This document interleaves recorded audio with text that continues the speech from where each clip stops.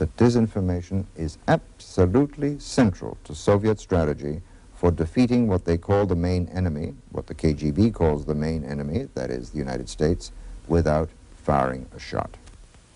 So practically every Soviet citizen abroad who is on official mission is involved in intelligence gathering information or active measures activity one way or other.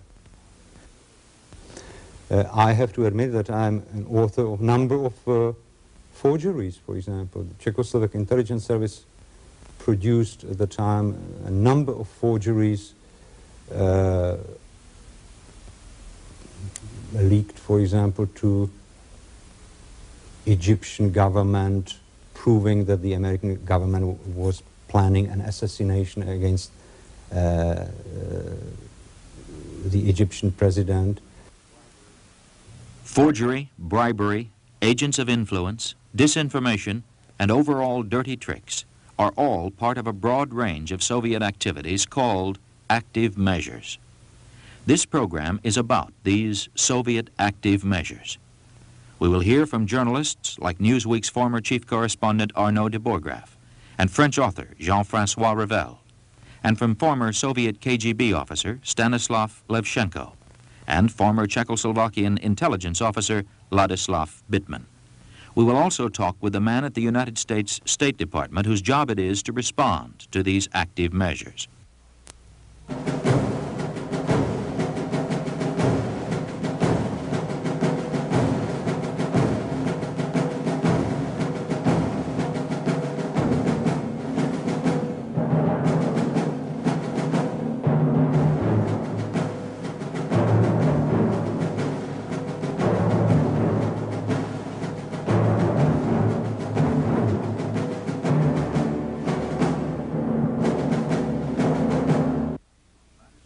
In the mid-1960s, Ladislav Bittman was deputy director of the Czechoslovakian Intelligence Service Department of Disinformation.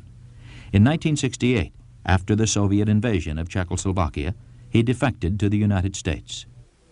Disinformation is actually a deliberately distorted or manipulated information that is leaked into the communication system of the opponent with the expectation that it would be accepted as genuine information and influence either the decision-making process, for example, or to influence or manipulate public opinion. Jean-François Revel was director of France's leading news magazine, L'Express, for a number of years. Today he is the author of a long list of books on politics and philosophy.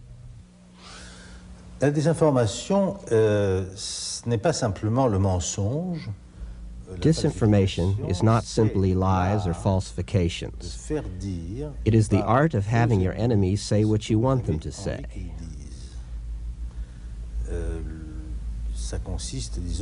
This consists in conditioning Western journalists by the USSR in such a way that in perfectly good faith, or sometimes for different reasons,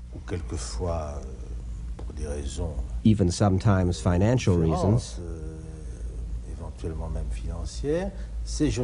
these journalists would write what the Soviet Union would like them to write. After which, TASS takes their text and says, "You see, even the Western press is saying this."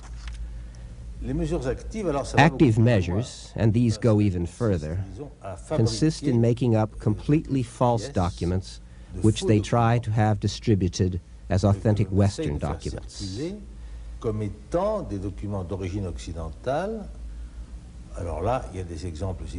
We have many famous examples, from the Festler report of 1952 to the so-called fake letter of Ronald Reagan to the King of Spain, Juan Carlos, in which Reagan said Spain must join NATO or else you will see what will happen to you.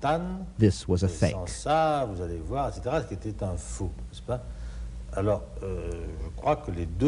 Both techniques have enormous importance in the strategy of mental destabilization of the West by the Soviet Union. Stanislav Levchenko is an expert in the field of Soviet active measures. In the middle 1970s, he was a major in the KGB, the Soviet Union's intelligence service. He formerly worked with a major Soviet front group. Afterwards, he was in the international department of the CPSU, which plans and oversees active measures for the Soviet Union internationally. Finally, he was chief of the active measures section of the KGB's office in Tokyo, using as cover an assignment as a correspondent. In 1979, he defected to the United States. At any given moment, the Soviets are involved in active measures all over the world and practically in any country of the world. The number of operations which they are running can be counted only in thousands.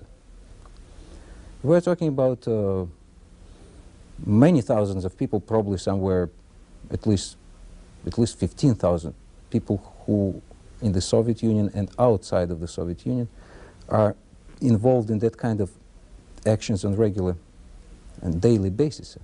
On the very top tip of the pyramid is the Soviet Politburo, which approves the most dramatic and large-scale global or regional active measures. But daily business in this field is being run by the International Department of the Central Committee of the Communist Party of the Soviet Union.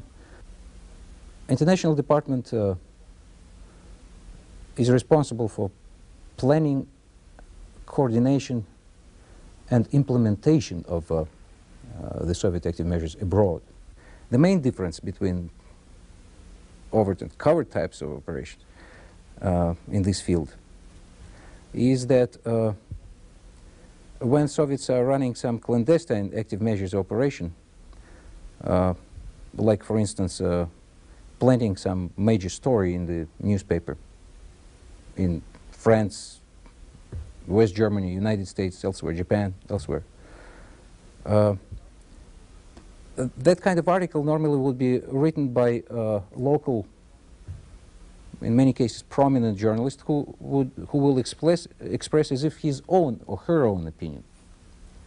These kind of things normally won't be traceable back to the Soviet Union. About 40% of the 45% of the Soviet citizens stationed abroad are either full-time KGB officers or GRU military intelligence officers.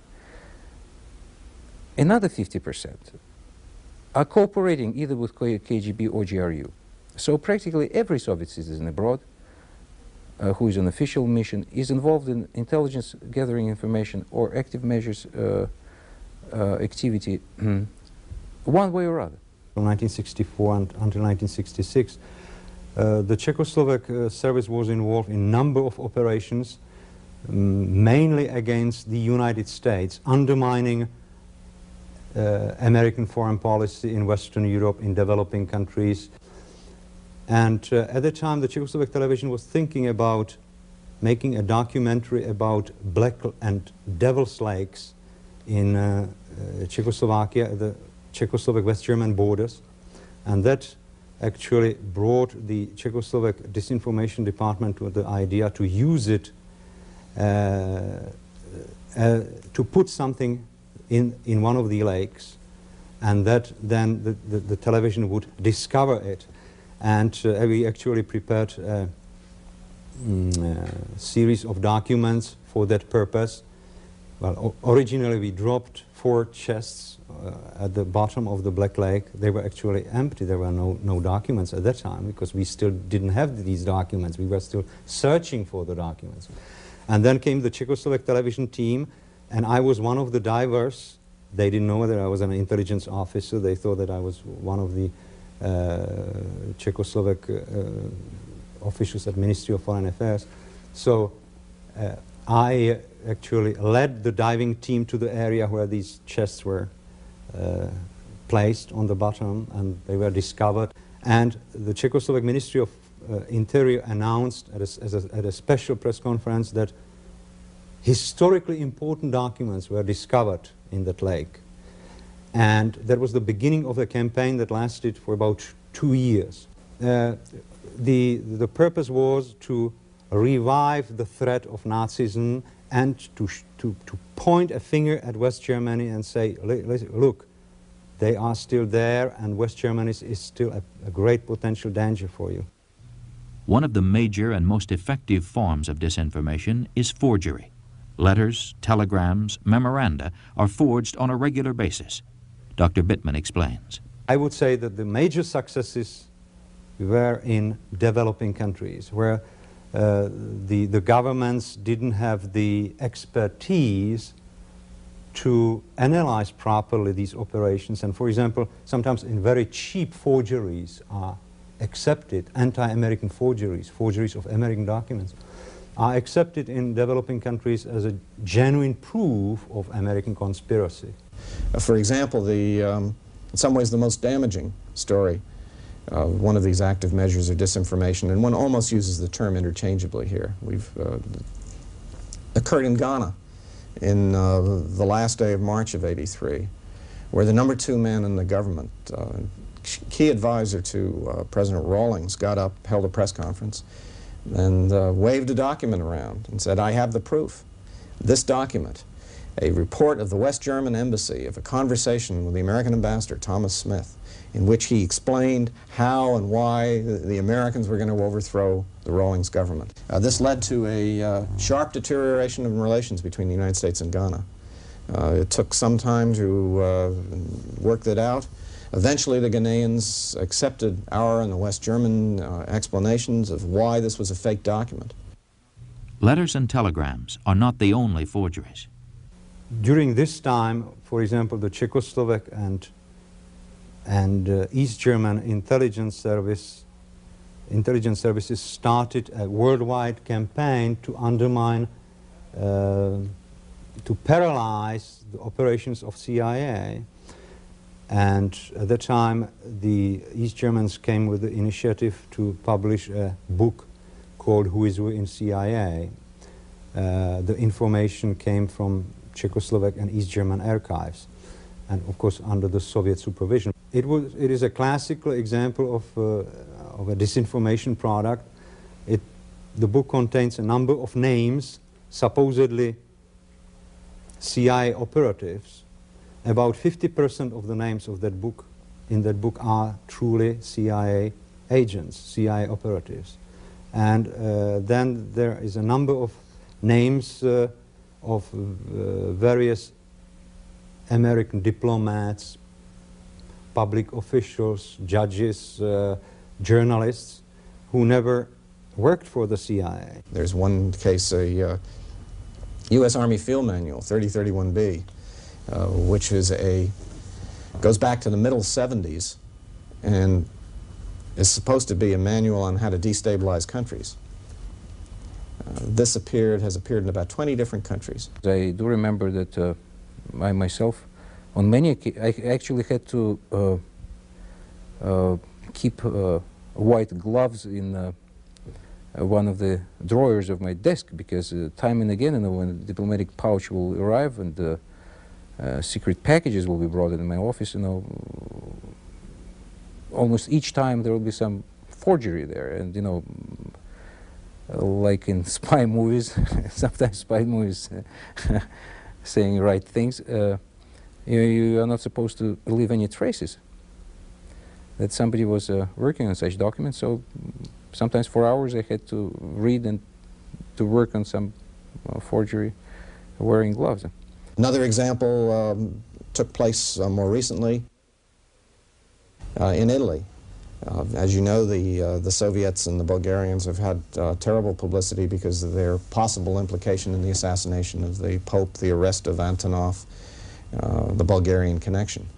Well, there appeared in Rome, in this magazine, Pace Igera, a story based on, this was July of '83, based on 2 telegrams, supposedly written by the American Embassy in Rome to Department of State, to Washington, proposing how the U.S. could take advantage of the papal assassination to orchestrate the press in Europe in such a way that the Soviets and the Bulgarians would be criticized. Our embassy was asked for comment. Fortunately, they were on their toes, and they were able to knock this down as 2 fake telegrams and show the press why they were fake, and this effort didn't work. Now, in the case of the Rome telegrams, there were a number of mistakes that were made.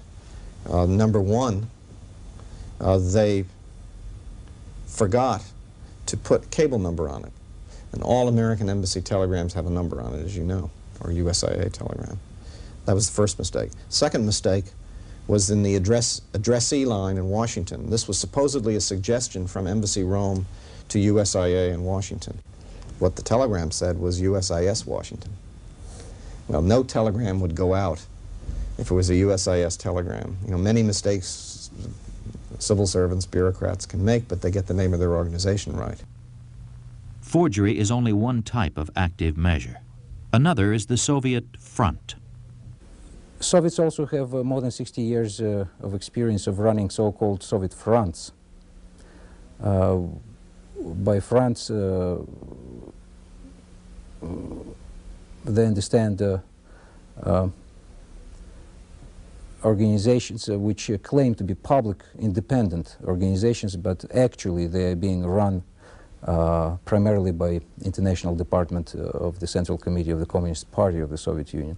The most spectacular example is the World Peace Council, which has headquarters in Helsinki, and whatever World Peace Council does, each step of leadership of World Peace Council is approved or disapproved directly by Moscow. For example, here in the United States, you remember June of 1982, we had the largest demonstration since the Vietnam War up in New York on the nuclear issue. Well, in the steering committee that organized that demonstration, there were 28 members of that. Of that 28, 5 were members of the Communist Party or members of the U.S. affiliate of the World Peace Council. The 5 were able to convince the other 23. The real problem is with NATO missiles, and the focus is not on the Eastern missiles. And so this was a further reinforcement for them of the line that they have been trying to push very, very hard. Another type of active measure is the agent of influence. Mr. Levchenko has first-hand knowledge of this activity. They use practically any kind of and any type of actions to try to get people's cooperation, but normally they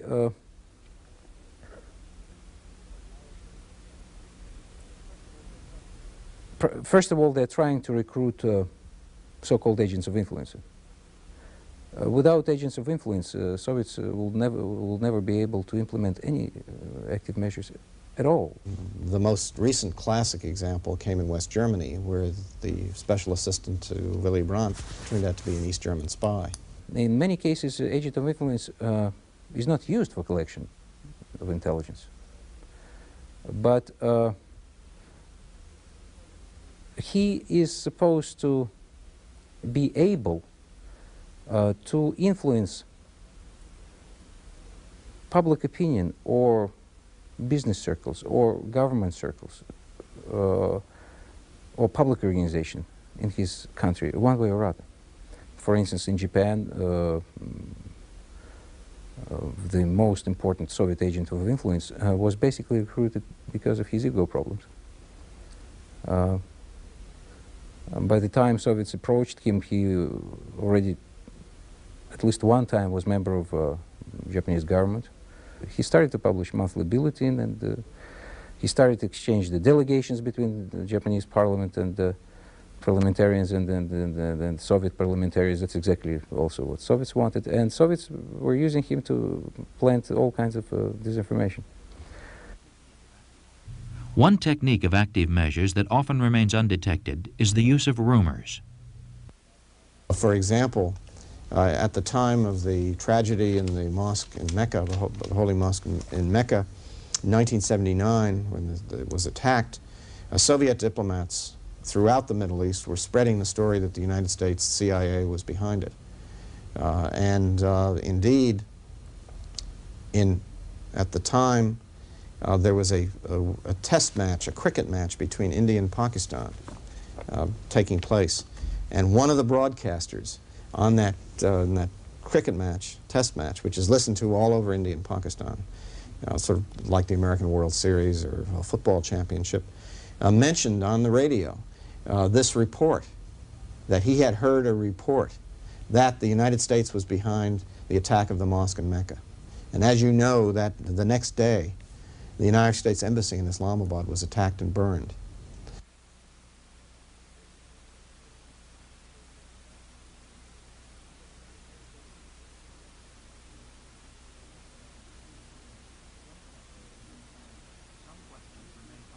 Some questions remain unanswered.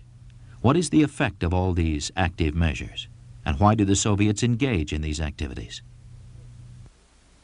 Of course, we cannot, they are not so naive to think that one successful disinformation operation can totally change the balance of power. But they believe that these operations have cumulative effect. One way of looking at the impact of these activities, and they've gone on for many, many years, since the 1950s, so that you're speaking of 30 or so years of such activities, is to think of drops of water falling on a stone. 5 minutes, 10 minutes, 15 minutes, 1 hour, 1 day, nothing happens. But 5 years, 10 years, 15 years, you've worn a hole in the stone. You know, it's very hard for journalists to accept that this has been going on, because otherwise they have to admit almost in the same breath that they've been ripping off their readers and viewers and listeners. It's very hard to do. It's very important to educate people about these techniques. And I would say particularly people who are involved in international relations, international communication, in reporting foreign affairs, to make them aware of the basic elementary techniques of disinformation and active measures, so that they develop certain protective devices, so it makes it more difficult for the Soviets to misuse these people, because in many cases the messengers even don't know that they are misused. Si donc les démocraties ne reprennent pas confiance en If the elles-mêmes, democracies don't regain their self-confidence, I am very pessimistic, because the Soviet Union is extremely skilled in its propaganda techniques. Je crois donc que So I think that the reality of our future lies in what I would call the reconquest of the truth. de la vérité.